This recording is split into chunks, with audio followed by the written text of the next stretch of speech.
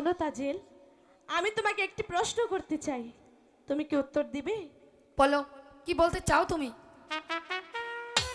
আচ্ছা বলো তো, একটি মাঝি কয়টি নৌকা চালাতে পারে? বাহ, বারে তুমি তো আমাকে সাধারণ প্রশ্ন করেছো। একটি মাঝি একটি নৌকায় চালাতে জানে।